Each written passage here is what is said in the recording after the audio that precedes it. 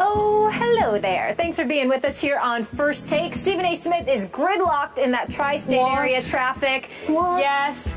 I'll be here shortly. I heard the Pope's in town. Yes. Listen, meanwhile, we're in good hands, though, because Skip Bayless is here and Super Bowl champ Darren Woodson. So it's all good, right? I'm Molly Karam. Get your butt in here, Stephen A. Smith.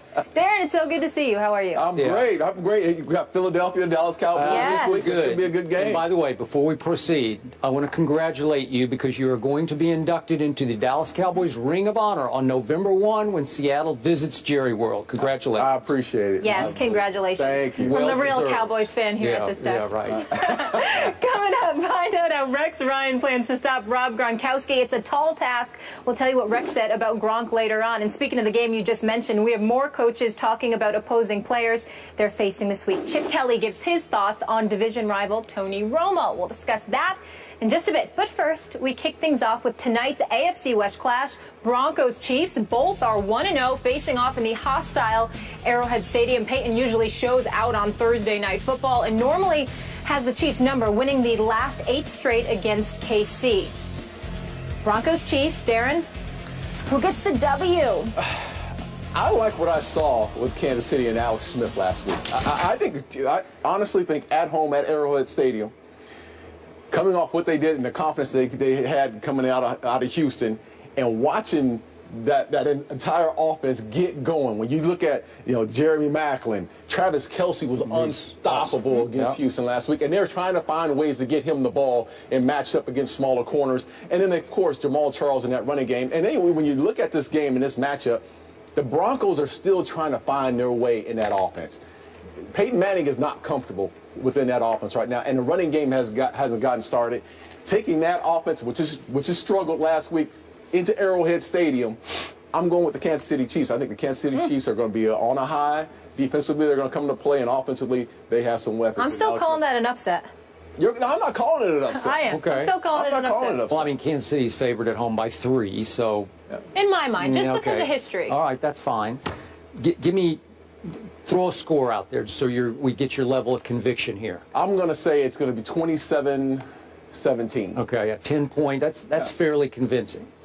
And obviously, we all well remember what happened to the New England Patriots when they visited Arrowhead on a Monday night, which was the 4th game of last season, and it was 41-14.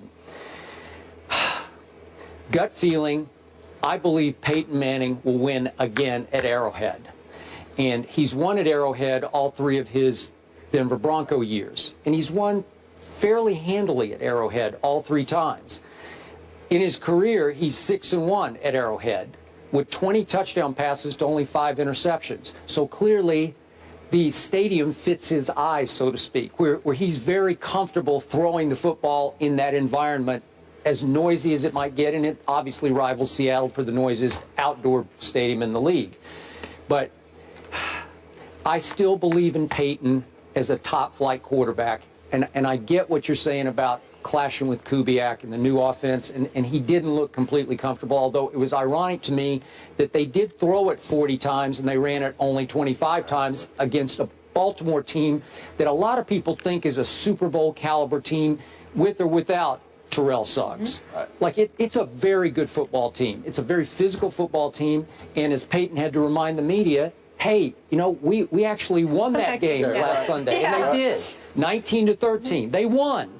Even though Flacco threw a heck of a pass at the end of the game that could have won it. But still, I think Denver's defense is still a little bit better than Kansas City's defense. Just a little bit. And look, I get what you say. Travis Kelce was a fantasy phenom last week, and I'm sure people are going to jump all over him this time around. That game was 27-6 at Houston, and it wound up 27-20 when Ryan Mallett was inserted into the lineup and gave him a little spark and pop, and he's obviously going to start again for the Texans.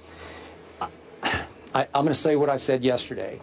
Kansas City is in Missouri, which is called the Show Me State, and I need to be shown a little bit more by this team because year after year we get on this bandwagon and then we all fall off the bandwagon. And last year, as I pointed out yesterday, they had a 5-game winning streak, and that was after the New England game.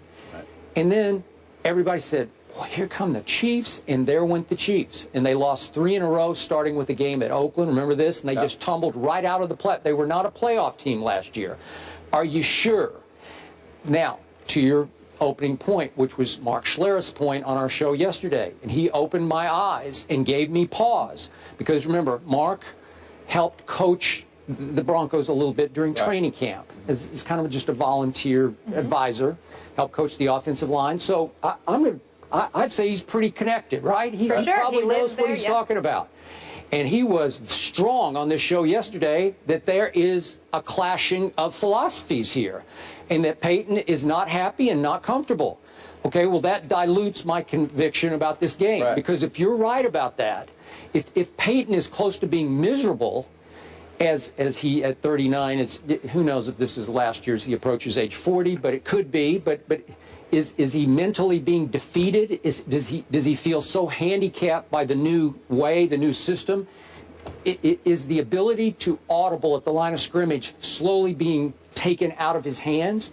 Run the play as called. If we call a running play, don't check out of it. Is that what's going on here? You know, and that's the way I looked at it that game last week against the Ravens. It felt like he was handicapped, like he wasn't the old Peyton that we've seen in the past, making the checks at the line of scrimmage. Everything seemed to flow as far as, you know, they got in and out of plays differently than they have in the past. And Peyton is a guy who you always see him throughout the years. He controls the offense. Everything flows through Peyton Manning. Now it doesn't seem like it feels like it's a Gary Kubiak feel. Even on the first play of the game, they run the football. He actually comes out like in a waggle formation, like he's rolling out. Peyton never rolled out that way. That just wasn't him. So this team is going to change. I think in the end, Kubiak's going to win out. I honestly feel like Kubiak's going to win out because he is the longevity. He is the future of this organization. Okay, but we might be talking about this maybe his last year. Do you think that's the right choice, though, for Kubiak to win out? I just think that when you look at the years that are possible, Peyton's probably going to play this year, maybe next year, at best. I think Kubiak's a guy who's probably going to be there in the end. And Kubiak's been extremely successful offensively through his tenure as a head coach. He will run the ball. They will at some point start running the ball successfully. I just don't think Peyton's bought into that just yet. Okay, but just me, from a distance. I'm not plugged into that situation. I'm going to bet on Peyton Manning's resume before I'm going to bet on Gary Kubiak's resume. Even as a head coach / coordinator, I'll take Peyton as my coordinator over Gary Kubiak, even at age 39. And I get it, and I hear all this arm strength. He's lost. He never had much arm strength. But you know, because you played against him, he can still pick you to pieces because he's going to cut loose with the football before you can cut loose mentally with where it's going, right? I mean, he's just going to outthink you and outquick you with his mind.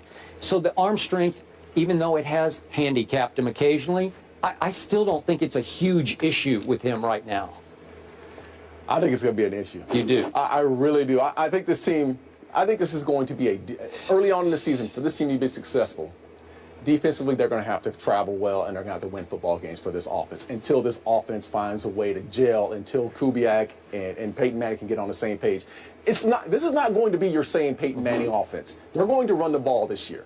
And I knew they threw the ball a lot last week. They're going to try to run the ball, control the line of scrimmage. It's just the way, it's Kubiak's philosophy, and that's just the way it's going to be. And I just think in time, this team will get better as the season progresses. But right now, this team is going to be a defensive football team, which is totally different than we've ever seen with a Peyton Manning football team. Bottom line to this, I liked what I heard from Peyton because I heard ticked off this week. I heard chip on shoulder. I heard testy. And again, maybe that's being aimed at his coach. Maybe it's just raw pride. But I think however great Peyton can be in his new offense, I think you're going to see it tonight because I think he's on a little quiet mission here to show you I ain't dead yet, even in this offense. And I'm going to remind everybody, just when I thought the Chiefs are virtually invincible in night games at that crazy asylum that can be Arrowhead, I forgot that last year Peyton won on a Sunday night at Arrowhead, 29-16. Again, he had a Julius Thomas and Wes Welker, so he doesn't have quite the firepower of weaponry that he had last year. But I'm still going to bet on him tonight. You know, I think we're underestimating, and I trust me, I've heard it all week about this matchup. I think we're underestimating what Andy Reid has built in Kansas City. I honestly do. I know they struggled last year. I know they struggled last year, but I think this year bringing in Jeremy Maclin really opens things up for them. Jamal Charles is a guy they're running a screen game like they've never run it before. I like the feel and the confidence that we're seeing on the offensive side of the ball. Now, this team has always been, you know, in the last couple of years, Houston on the outside, Tamba Ali on the other side, and rushing the passer, they get after you defensively. This offense is a little different than what they've been in the past. Okay.